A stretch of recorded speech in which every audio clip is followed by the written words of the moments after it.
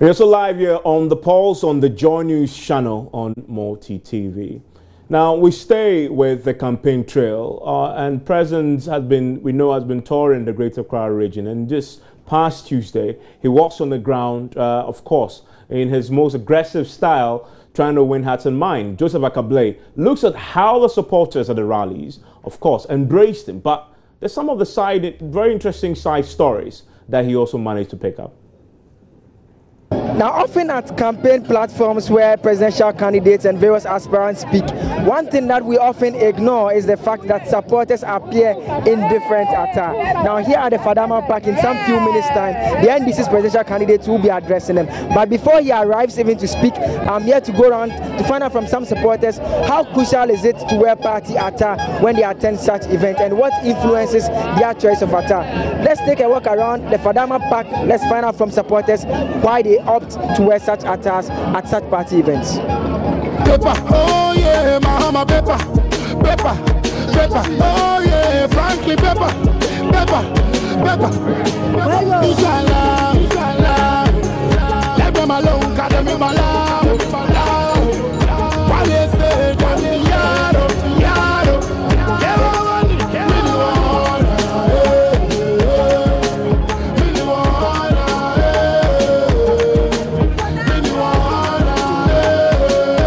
So we can start finding out from some supporters of the governing NDC as to what influences their choice of attire when they attend such party events. So let me come to you first. I realize you are wearing a green top. You have some images of the president on it. I can see the inscriptions also behind it. What influences your choice of attire if you are attending such party events?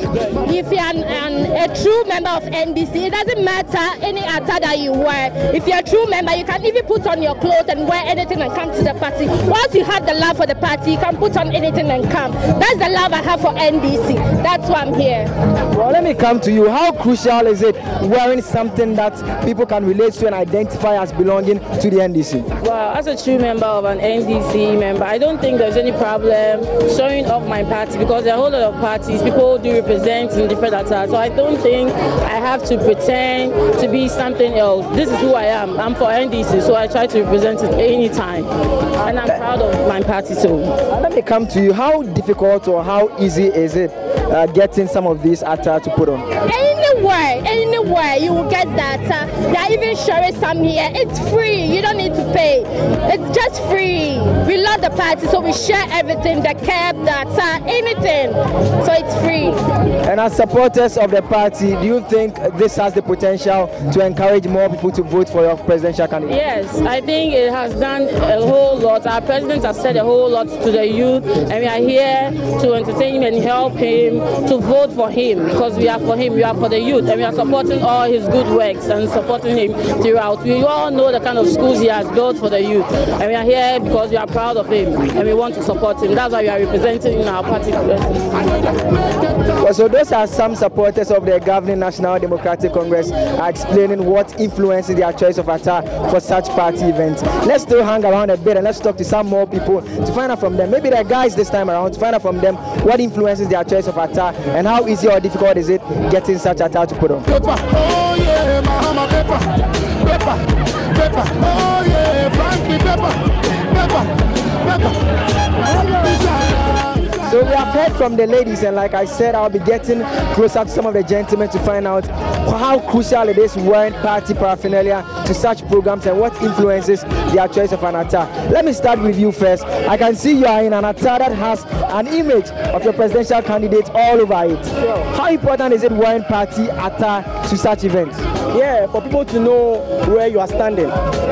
You have to know where you are standing. You can't be here and be wearing MPP t-shirt because you are here for your mama. You have to put on NDC for people to know why you are here. That's the reason why I'm putting on the mama t-shirt. Yeah, this is the original one, the executive attire that I'm wearing. This is that you wear this shows that you are a very typical NDC supporter. You understand? I have this about 3. I share it to all of it because of the love for the party.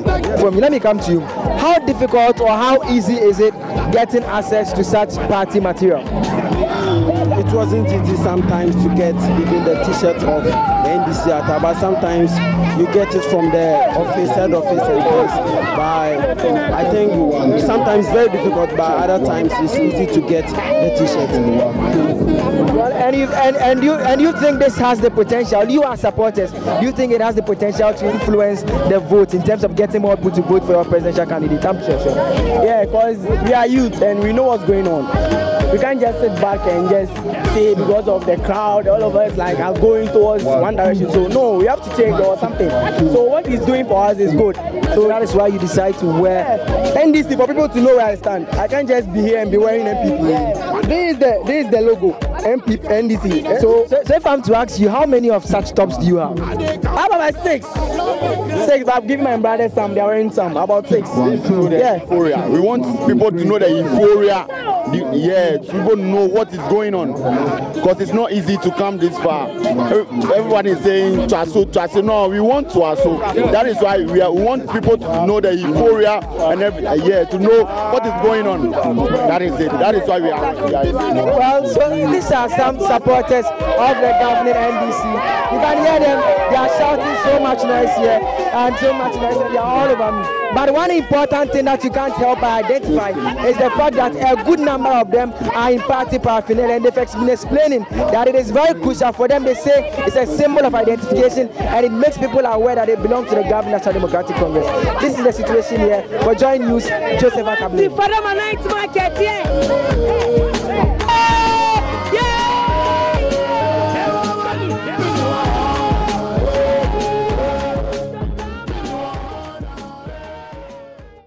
And who says elections are boring? Well, on the campaign trail, there's a lot of excitement.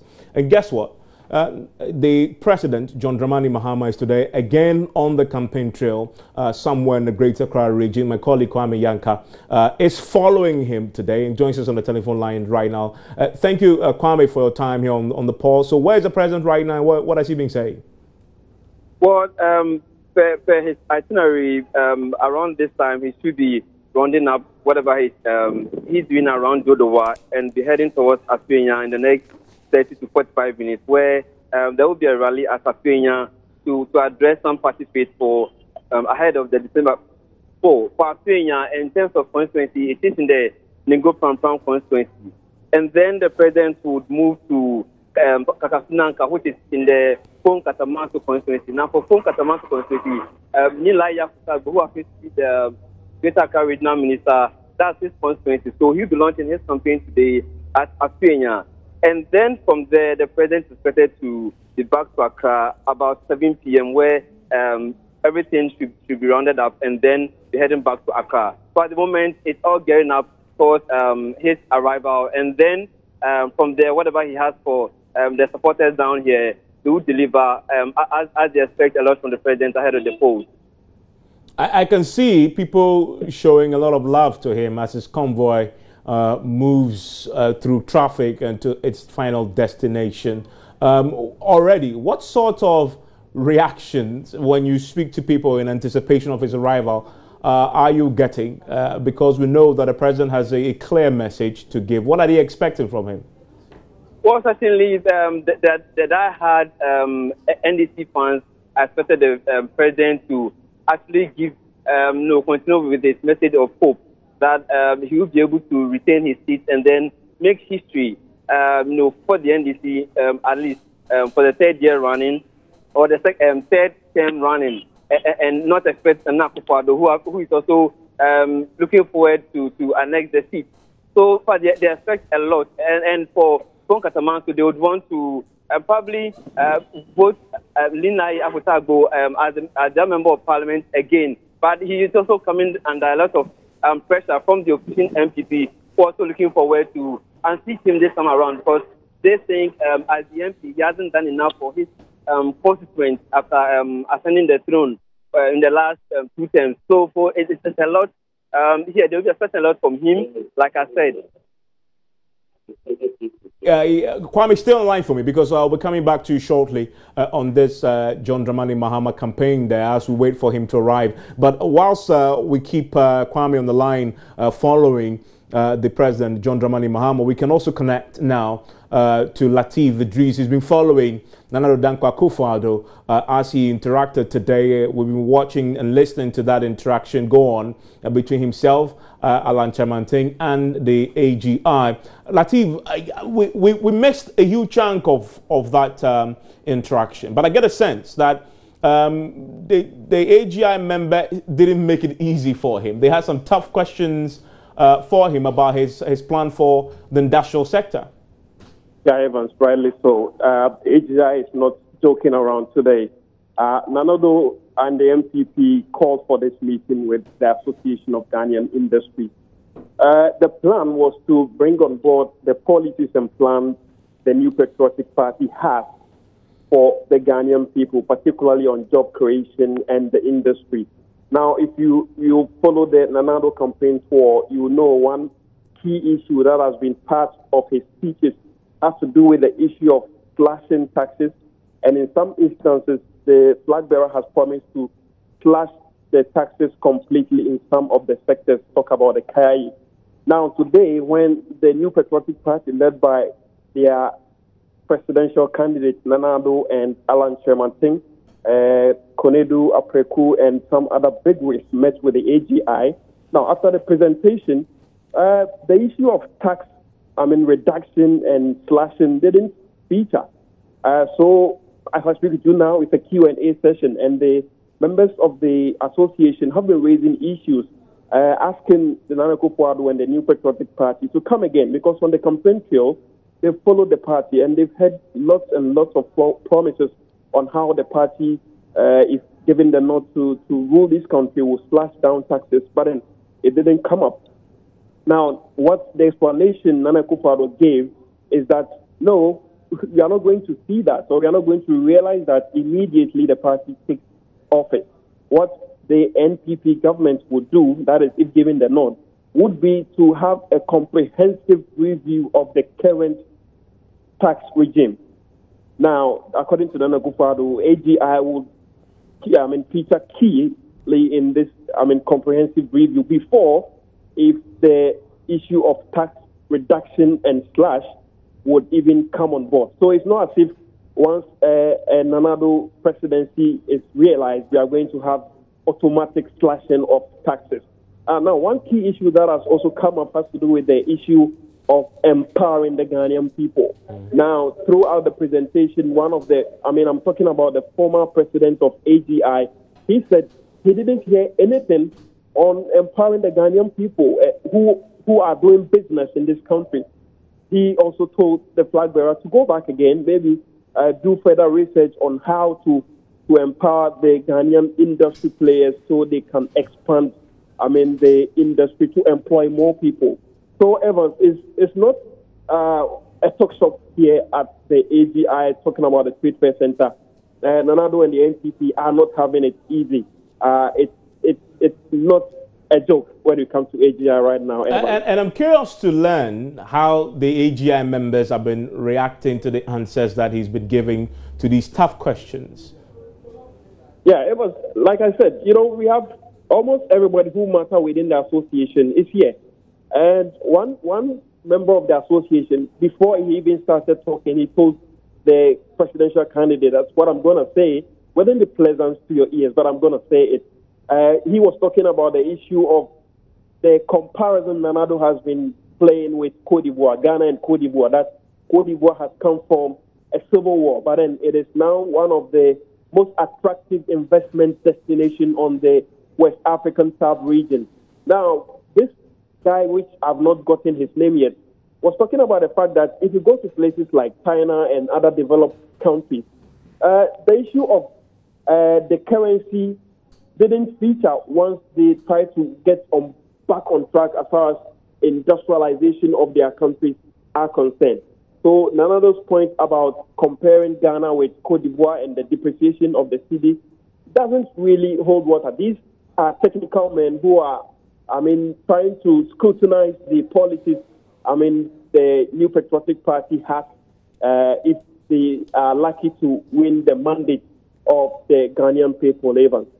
Okay. Lateef, stay on the line, because I know that that interaction is still ongoing, correct? Yeah, as I speak with you now, the engagement is on. It's a Q&A session, so the players of the industry are hitting their flag bearer with questions with assistance of his people. I mean, I'm talking about Alan Kojo Chamantin and Kojo Konedo Apreku. They are, responding to the various questions being raised here, Evan. Well, Latif, stay on the line for us. Let's reconnect again to Kwame Janka, who is following President Mahama. Hello, Kwame. Are you still on the line with us? Okay, we've lost Kwame on the telephone line. What we'll try and do is reconnect with him because his format is different today. I want to establish today if the president is addressing a rally or another targeted meeting with folks in the Greater Accra region where he is now, as Addo has been doing today with a very targeted conversation with people. We will be joining that very shortly. Latif is on the line with us. Hello, Latif. Yeah, I'm Latif, on. So wrap it up for us. I mean, so from this meeting, is Addo continuing his campaign today, or this is the only activity he has on the calendar for today? Yeah, I'm told that after this meeting with AGI and Addo and the MPP will be holding a next meeting at the party headquarters. So today, Addo wouldn't hit the campaign trail. It's this engagement with AGI, then a next meeting at the party headquarters. Now, before I go, Evans, let me also mention that one of the issues that Nana Akufo-Addo has raised today has to do with the fact that if given the nod, Addo presidency will remove import duties on the importation of manufacturing raw materials. Now, this, according to Addo, is to help industry players to expand so they can employ more people. Alan Chamantin has also been talking about how they are going to reclassify the energy sector so industry players wouldn't suffer like they are suffering now, Evan. Thank you very much, Latif. And as you can imagine, the campaign trail has been pretty busy, flurry of activity with only just a little under 2 months to go before we vote. And yesterday, again, both John Dramani Mahama, the president, and the presidential candidate of the MPP both hit the campaign trail in the Greater Accra region, and some tough words were exchanged, regardless of where they are. Listen to both men taking on many of the issues, but also throwing salvos at each other on the key campaign issues ahead of the vote yesterday. This is just yesterday campaigning.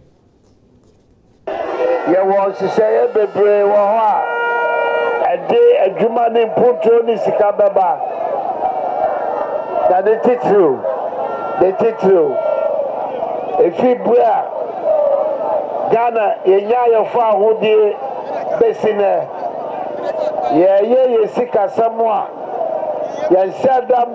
We have programs and policies for Ghanaians, particularly the Zongos. Under an Addo-led administration, we are going to establish the Zongo Development Fund, which will solely concentrate on developing the Zongos across the country. Now, there is this falsehood being peddled around by some political parties that the MPP discriminates against Nordness. They do this deliberately to tarnish the image of the New Patriotic Party. I want you to discredit that and rally behind the New Patriotic Party, push the elephant to the Flagstaff House come December 7.